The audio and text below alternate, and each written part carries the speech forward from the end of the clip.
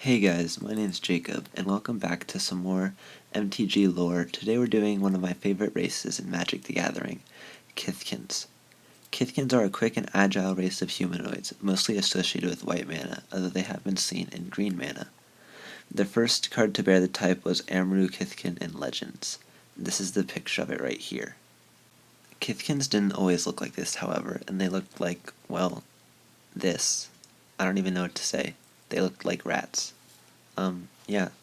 But eventually, these monstrosities, I don't know what they were thinking, ended up becoming what we all know and love today with these Kithkins, which are the Lorwyn drawings. Kithkins live on 3 planes, well, technically 2, Dominaria, Lorwyn, and Shadowmoor. The Dominarian Kithkin represented an Amaru Kithkin. They once lived in an idyllic country called Amaru Haven, but after the apocalypse, their home was destroyed. The Kithkin remained in their ancestral home, seeking out a meager existence as nomads on the dusty salt plains of the ruined paradise. After the restoration of Dominaria, the Kithkin set out about the long task of restoring their homeland. Dominarian Kithkin resemble short humans more than anything else. They are about 4.5 feet tall. Their distinguishing characteristics are their brown hair, large noses, and feet covered in light hair. Kithkin place great emphasis on community and are highly cooperative in battle. The Kithkin of Dominaria do not have the access to the Thought Weft like their Lorwyn cousins. The Kithkin of Lorwyn are peaceful farmers, but are fierce warriors when provoked. Their society is based on a type of collective consciousness called the Thought Weft, which you can see around the heads of these Kithkin here. The Thought Weft connects the Kithkin by a kind of empathetic web, allowing them to share their emotions and thoughts, making them very effective in battle cooperation. They are quite superstitious, and their magic is often powder-based. Everything that is of cultural importance, like stories and customs, are found in the Book of Kith and Kin. Kithkin's knights and soldiers ride into battle on spring jacks, which they also raise for their wool and meat. Lorwyn Kithkin's society is centered around interrelated villages and towns called clachans. The head of a clachan is called a sen, or mayor. Known clachans include Kinsbale, Burton, Goldmeadow, and Cloverdale. Gaddock Teague is the son of Kinsbale, whereas Dagon is the son of Burton, a clan of smiths. Physically, Lorwyn Kithkin are shorter than their Dominarian counterparts, with stout bodies and thick limbs. Their faces are round and almost pumpkin-like, with highly expressive features. Beyond the Thought Weft and the community spirit, these Kithkins have other quirks. They are innovative builders and alchemists, using both craftsmanship and magic to construct melee weapons, armor of leather and bronze, bows, slings, traps, farming equipment, furniture, potions, powder bombs, healing circles, barrier rings, flight auras, and balloon-drive air vehicles. Kithkin are reverent and superstitious. They venerate the mysterious greater elementals of Lorwyn, beings that embody the abstract concepts and dreams, and sometimes nightmares of the plane. They feel that the movements and actions of the greater elementals represent omens for their own lives and watch them with respectful distance.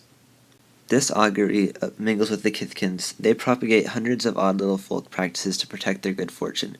For example, a Kithkin might wear a bit of silver on her knife hand when eating jackmund to prevent the rest of the herd from becoming nervous or irritable. Most of these superstitious practices fall somewhere between wise folk medicine and utter hogwash in terms of actual usefulness, but Kithkin follow them faithfully.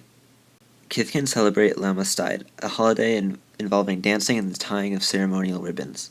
Dancing is an elaborate affair among Kithkin, serving to heighten and solidify the bonds of Thought Weft. They also celebrate the Aurora, an annual show of flickering lights that plays across Lorwyn skies, usually with a gathering of multiple clachans and droning sense speeches.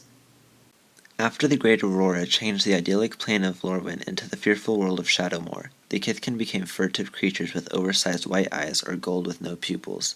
The Mind Weft, the name that the Thought Weft receives in Shadowmoor, that once bound them together in comforting harmony, now linked them all in a state of constant paranoia.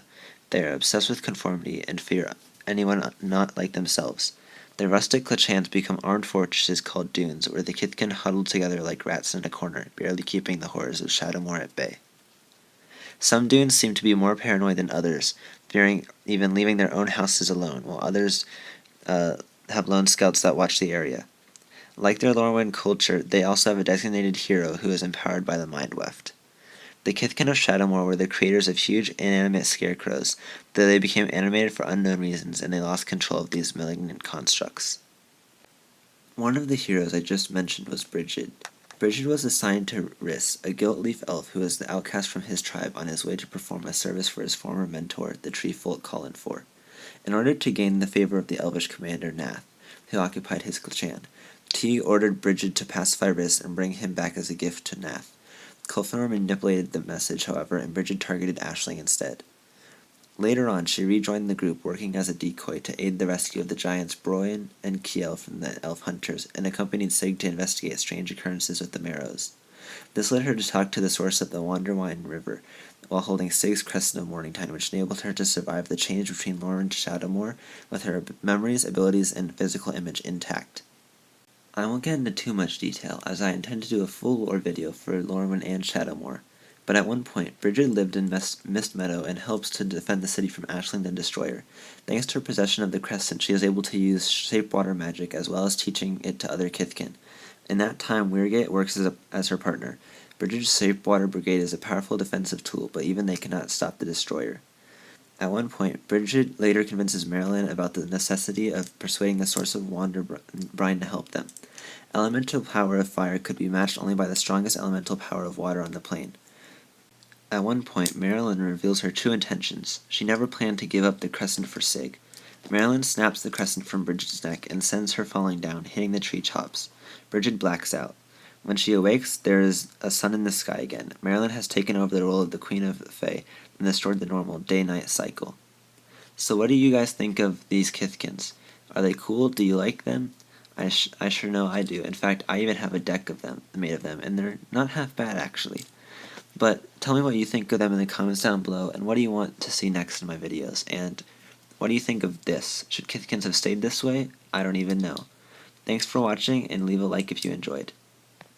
Until next time.